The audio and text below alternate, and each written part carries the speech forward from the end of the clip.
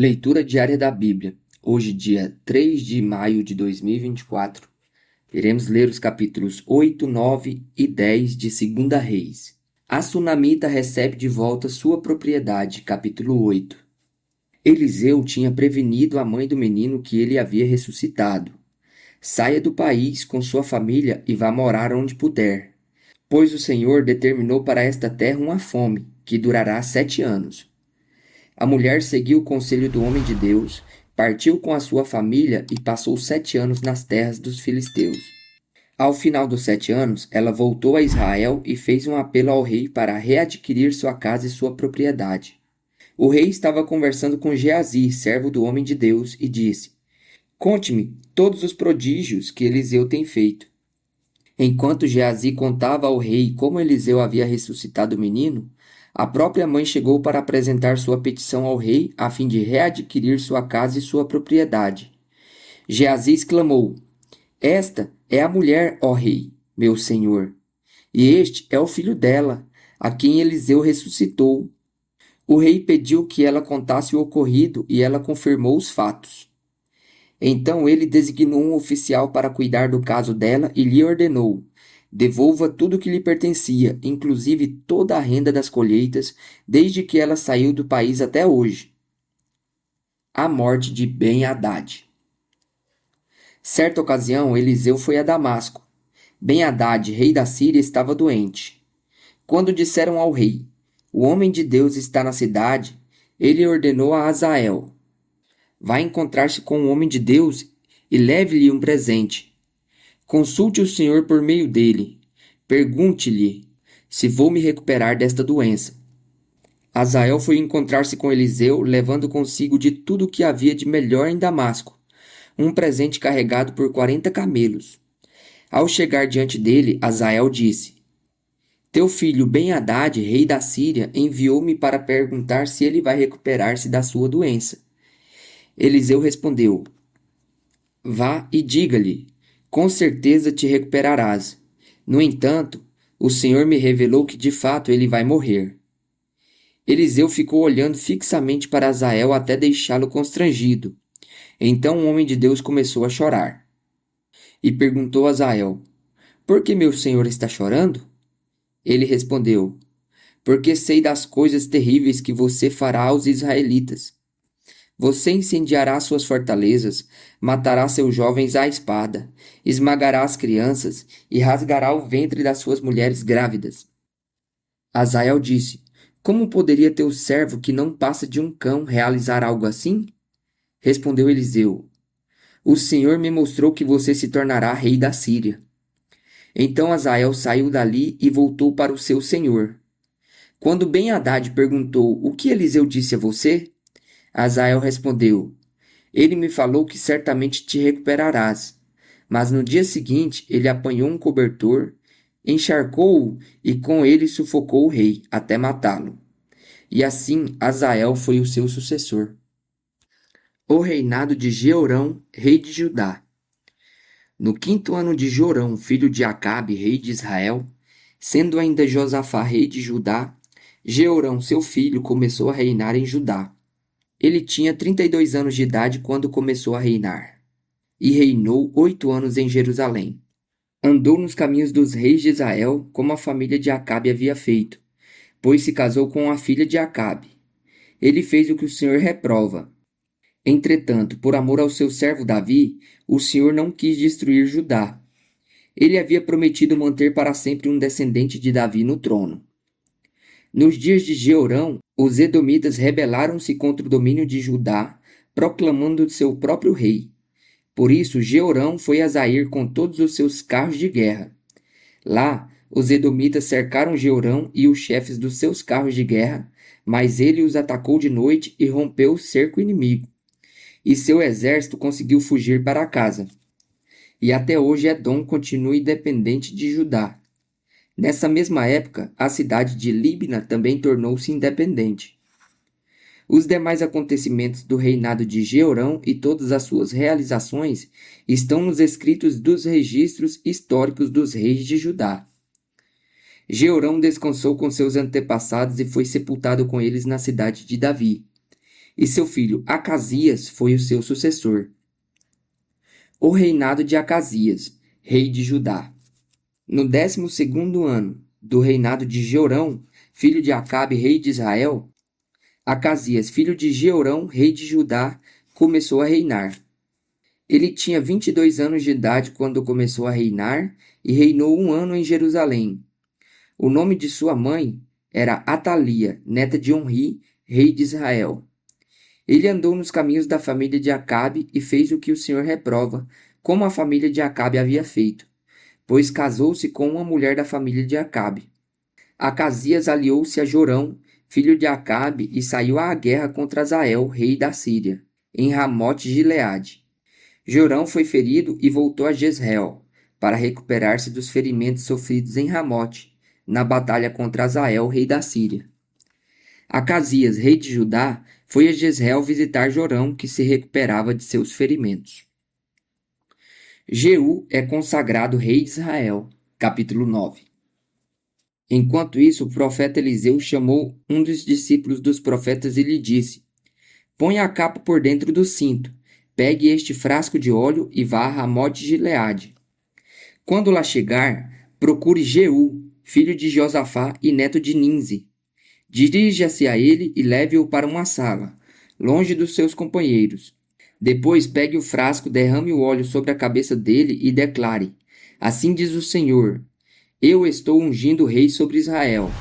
Em seguida, abra a porta e fuja sem demora. Então o jovem profeta foi a Ramote-Gileade. Ao chegar, encontrou os comandantes dos exércitos reunidos e disse: Trago uma mensagem para ti, comandante. Para qual de nós? Perguntou Jeú. Ele respondeu: Para ti, comandante. Jeú levantou-se e entrou na casa. Então o jovem profeta derramou óleo na cabeça de Jeú e declarou-lhe: Assim diz o Senhor, o Deus de Israel: Eu estou ungindo o rei de Israel, o povo do Senhor. Você dará fim à família de Acabe, seu senhor. E assim eu vingarei o sangue dos meus servos, os profetas, e o sangue de todos os servos do Senhor, derramado por Jezabel. Toda a família de Acabe perecerá. Eliminarei todos os do sexo masculino de sua família em Israel. Seja escravo, seja livre. Tratarei a família de Acabe como tratei a família de Jeroboão, filho de Nebate, e de Baasa, filho de Aías. E Jezabel será devorada por cães num terreno em Jezreel, e ninguém a sepultará. Então ele abriu a porta e saiu correndo. Quando Jeú voltou para junto dos outros oficiais do rei, um deles lhe perguntou: Está tudo bem? O que esse louco queria com você? Jeú respondeu: Vocês conhecem essa gente e sabem as coisas que eles dizem. Mas insistiram: Não nos engane, conte-nos o que ele disse.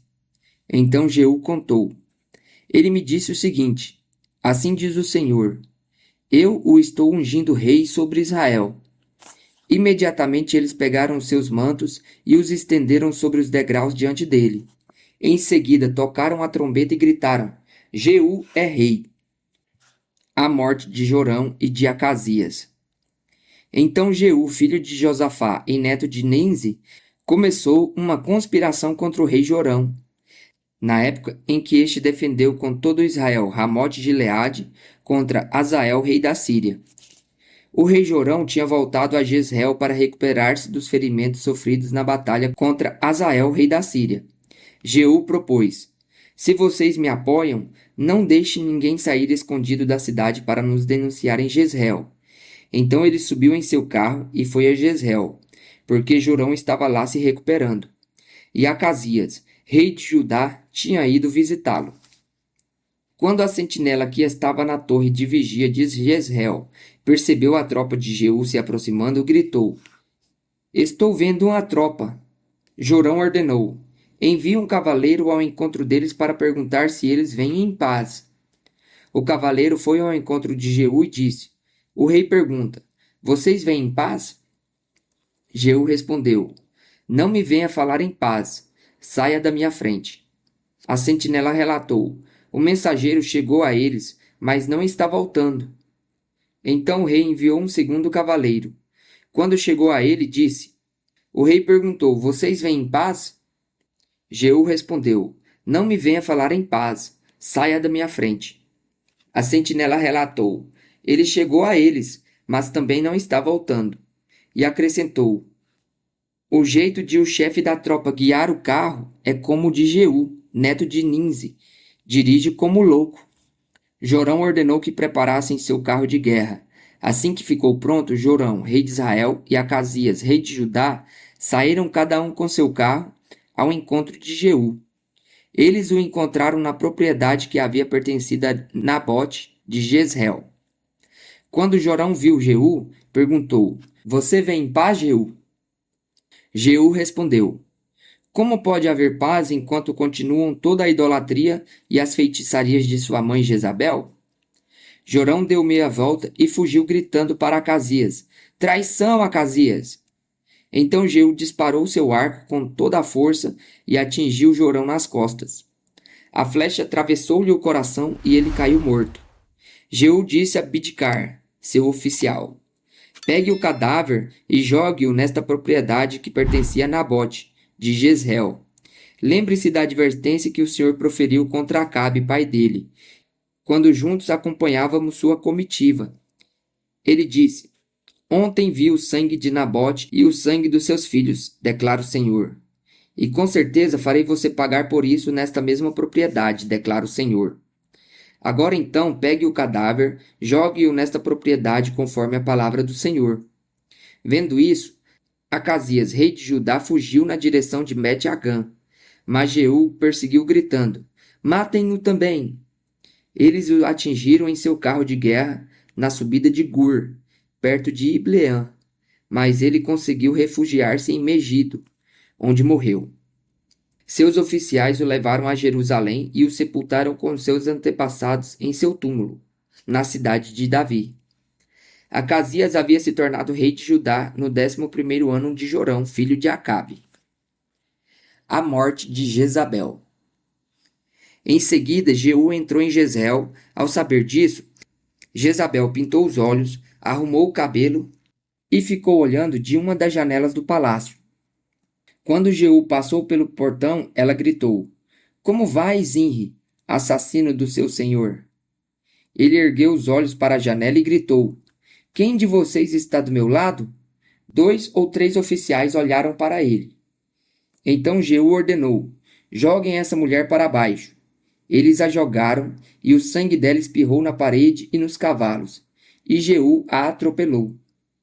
Jeú entrou, comeu, bebeu e ordenou: peguem aquela maldita e sepultem-na, afinal era filha do rei. Mas quando foram sepultá-la, só encontraram o crânio, os pés e as mãos. Então voltaram e contaram isso a Jeú, que disse: cumpriu-se a palavra do Senhor anunciada por meio do seu servo Elias, o tesbita. Num terreno em Jezreel, cães devorarão a carne de Jezabel. Os seus restos mortais serão espalhados num terreno em Jezreel, como esterco no campo, de modo que ninguém será capaz de dizer: esta é Jezabel. A morte da família de Acabe. Capítulo 10. Ora, viviam em Samaria 70 descendentes de Acabe.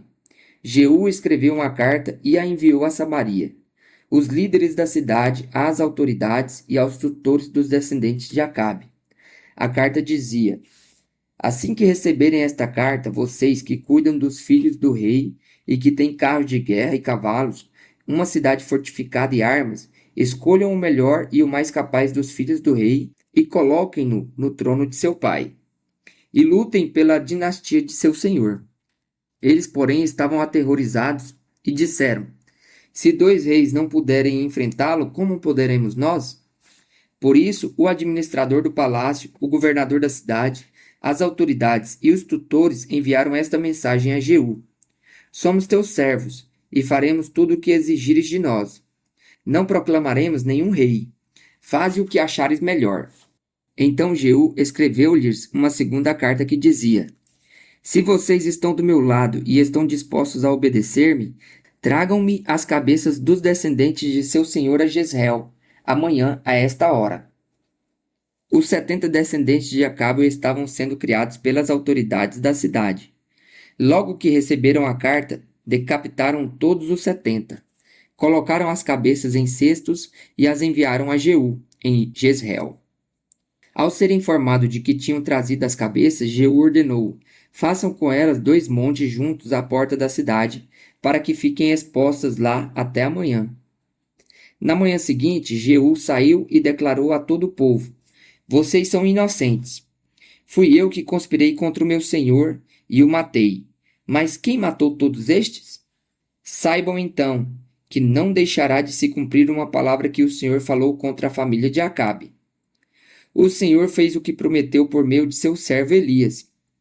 Então Jeú matou todos os que restavam da família de Acabe em Jezreel, bem como todos os seus aliados influentes, os seus amigos pessoais e os seus sacerdotes, não lhe deixando sobrevivente algum. Depois Jeú partiu para Samaria, em Bet-Eked dos pastores. Encontrou alguns parentes de Acasias, rei de Judá, e perguntou: quem são vocês? Eles responderam: somos parentes de Acasias e estamos indo visitar as famílias do rei e da rainha mãe. Então Jeú ordenou aos seus soldados: peguem-nos vivos. Então os pegaram e os mataram junto ao poço de Bet-Eked.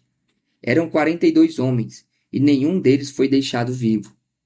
Saindo dali, Jeú encontrou Jonadab, filho de Recabe, que tinha ido falar com ele. Depois de saudá-lo, Jeú perguntou: você está de acordo com o que estou fazendo? Jonadab respondeu: estou. E disse Jeú: então dê-me a mão.